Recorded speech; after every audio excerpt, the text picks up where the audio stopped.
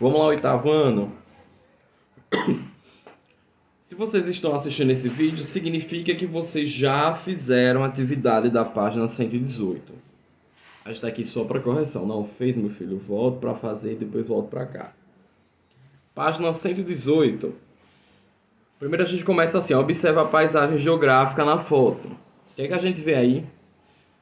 Uma cordilheira. Conjunto de montanhas. De acordo com a paisagem na foto, identifique qual é o tipo de relevo e onde se localiza. Isso é uma cordilheira. O que é uma cordilheira? É um conjunto de montanhas. Montanhas é um tipo de planalto, né? Lembrando dos tipos de relevo. E aí a Cordilheira dos Andes, que fica no Chile. Tá certo? Então, de letra B. Explique como se formou esse conjunto de altas montanhas na costa oeste da América do Sul. Como é que se forma a cordilheira?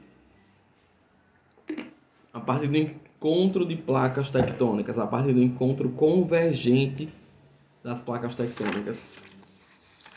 Onde é que os senhores vão achar essa resposta? Na página 108. Como se formou a Cordilheira dos Andes. Certo?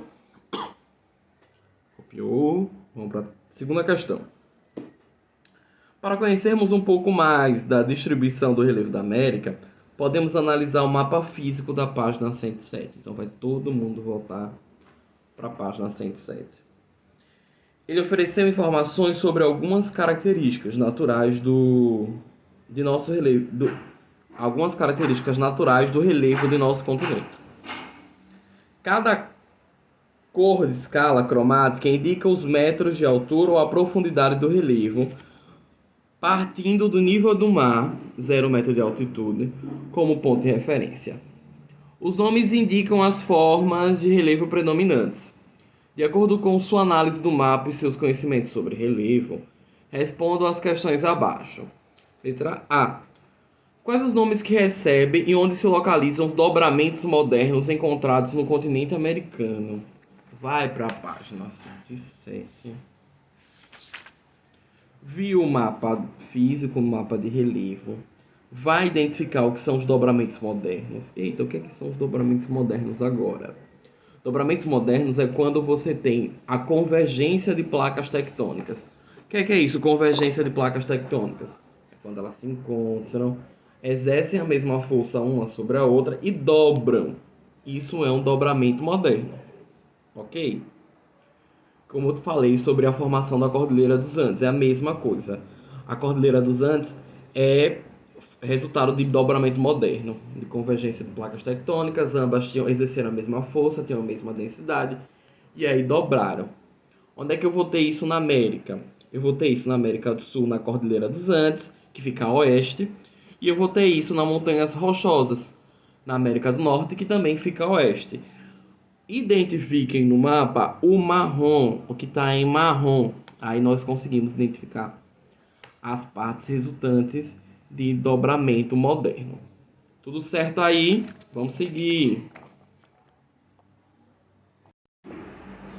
Então vamos seguir na nossa correção aqui. Letra B da segunda questão. Ainda analisando o mapa, identifique os tipos de relevo que compõem o continente americano. Quais os fatores de ordem interna e externa responsáveis pela modelagem do relevo? Fatores de ordem interna são como os vulcões, os movimentos de crosta, e de ordem externa são a ação dos ventos, a ação das águas e dos seres vivos. Os relevos que compõem, a América: planaltos, planícies, depressões. Os relevos básicos que a gente tem. Planalto, quando a gente fala de cordilheiras e até de planaltos mais desgastados, e as planícies e as depressões. São os relevos básicos que nós temos aqui. Letra C. Onde estão localizados relevos mais altos? Que elementos dos mapas nos permitem identificar isso? Os relevos mais altos são as cordilheiras na América do Sul, a Cordilheira dos Andes, e as montanhas rochosas na América do Norte. Que elemento do mapa nos diz isso? A cor da legenda, tá bom? Explique o que você pensa sobre um relevo. Explique o que você pensa sobre um relevo tão acidentado como este apresentado na foto. Representa alguma dificuldade nas formas de ocupação e distribuição do espaço. Terceira questão. O que acontece? Um relevo acidentado é fácil de habitar? É fácil de construir casas ou qualquer outro tipo de construção? Não, né? O relevo acidentado ele tende, pela força da gravidade, a cair. As coisas tendem a cair. Dependendo, talvez, de uma movimentação de terra, um desmoronamento aí. Mas, de fato, não é fácil fazer nenhum tipo de ocupação em um relevo acidentado. Tudo certo? Quarta questão. Observe o mapa e faça o que se pede. Observe o mapa, nós estamos vendo aí a América do Sul. Ele vai pedir um monte de coisa. A quarta questão é bem grandinha. Primeiro vai pedir que você escreva no mapa, observando o alinhamento do relevo e da legenda, o nome das cadeias montanhosas do oeste da América do Sul, ou seja, a Cordilheira dos Andes. Volta na página 107, vê o mapa da 107 e você vai basicamente botar todas as informações que tem lá para cá. Agora só da América do Sul, né? Ele só está pedindo América do Sul. Então o relevo aí de maior altitude é a Cordilheira dos Andes, ele está aqui na parte oeste, está mais escuro no mapa de vocês, tá bom? Depois ele vai pedir que você escreva em seu respectivo lugar o nome das unidades de relevo apontadas a seguir. Aí o Planalto das Guianas, o Brasileiro, o Planalto da Patagônia, a Planície de Orinoco, a Planície da Amazônica, a Costeira e a Planície Platina. Volta na página 107 e você vai encontrar todas essas informações. Terceiro, ele vai pedir para você pintar de verde as planícies, de laranja as montanhas e os planaltos e de marrom as elevadas cadeias. Mesmas cores que estão sendo usadas nesse mapa da 107. Aí lá na 110 tem a continuação da questão. Localize as ilhas de Marajó, Falkland, Terra do Fogo. Estão aqui, no mapa da 107. Quinta.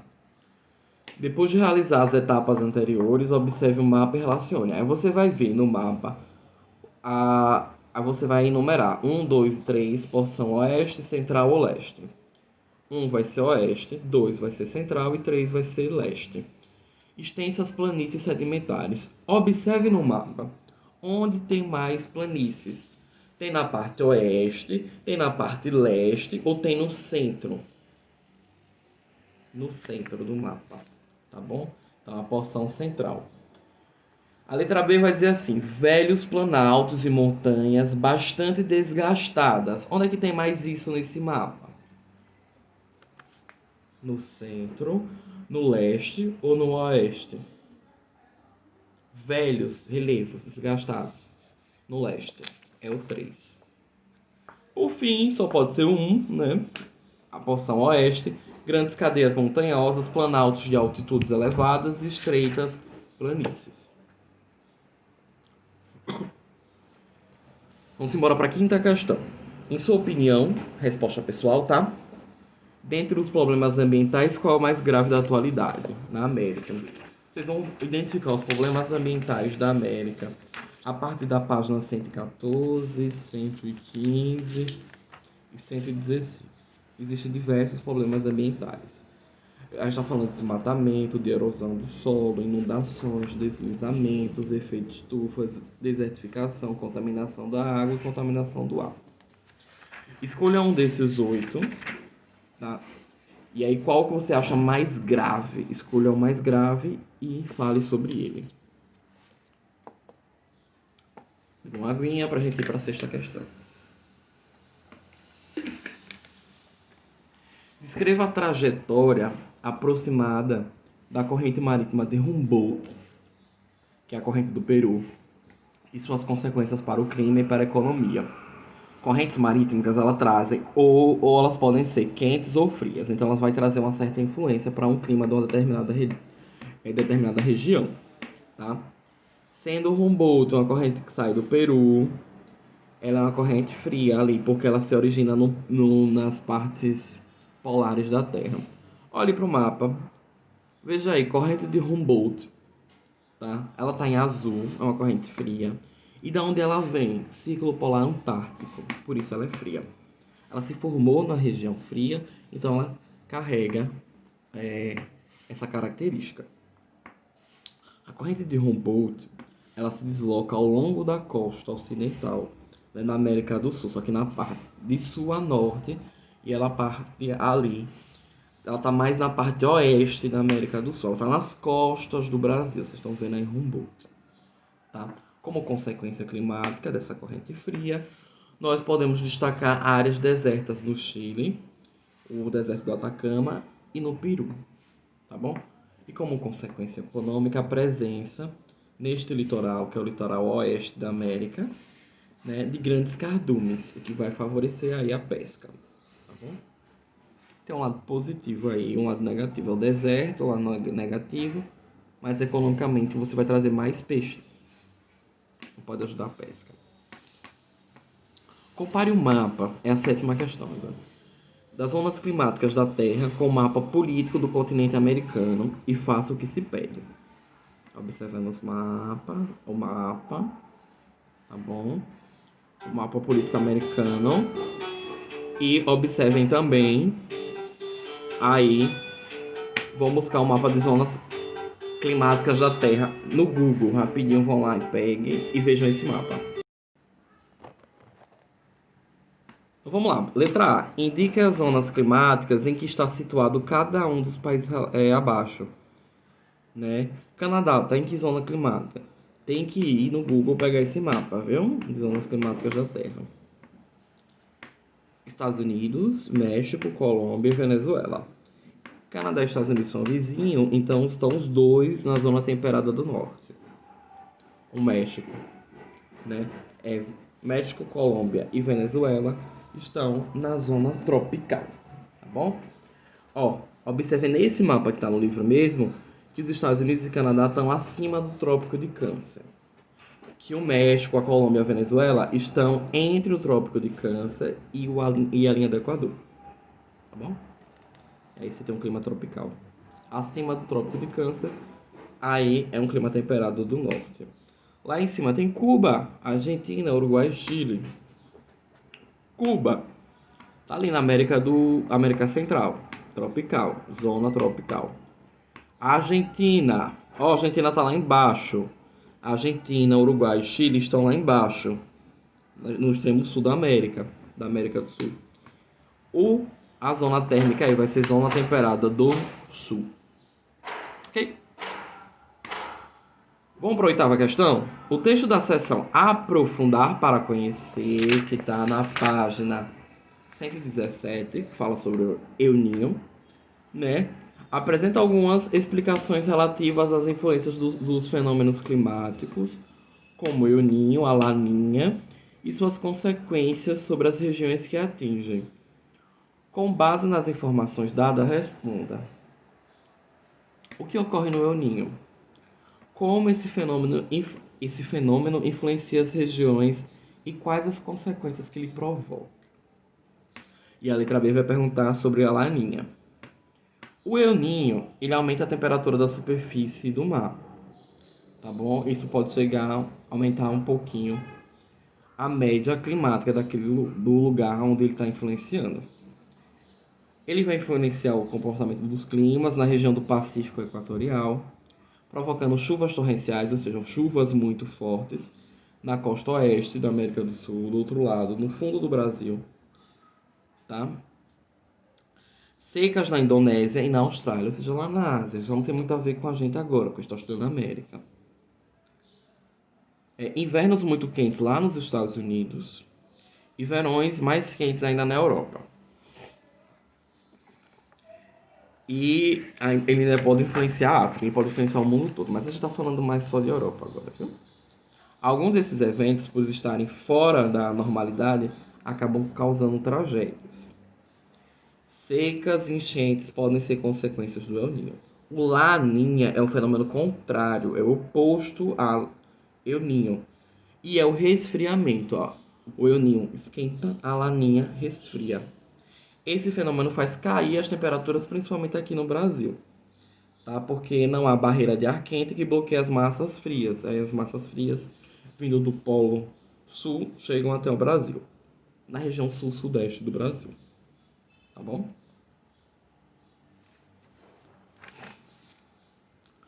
Vamos para a 9ª questão. Observe o mapa e faça o que se pede. Esse mapa diz: escreva no mapa os nomes das seguintes correntes marinhas e frias e depois as pintes de azul, corrente do Peru e corrente de Falkland.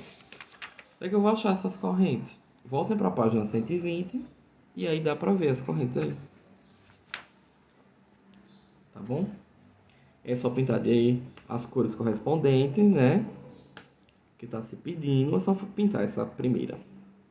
A segunda, escreva no mapa o nome das seguintes correntes: a do Brasil, a sul-equatorial do Atlântico, a corrente das Guianas e a corrente sul-equatorial.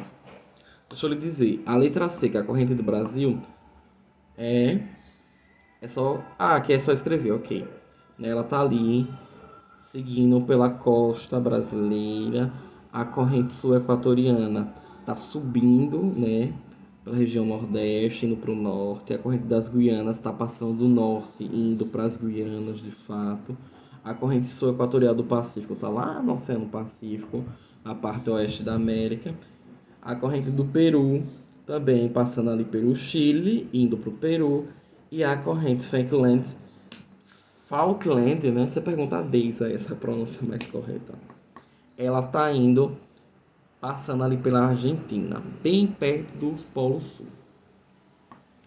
A 10ª vai pedir para você comparar os mapas da distribuição da população com o mapa físico e ainda com o mapa do clima da América do Sul. E aí você deve estabelecer relações entre eles. Gente, se você tem um clima muito frio, não vai morar muita gente, isso é uma lógica. Se você tem relevos de difícil acesso, relevos muito acidentados, também não vai morar muita gente. Então, a população da América do Sul vai estar mais concentrada nas regiões que o relevo é plano e que o clima é ameno.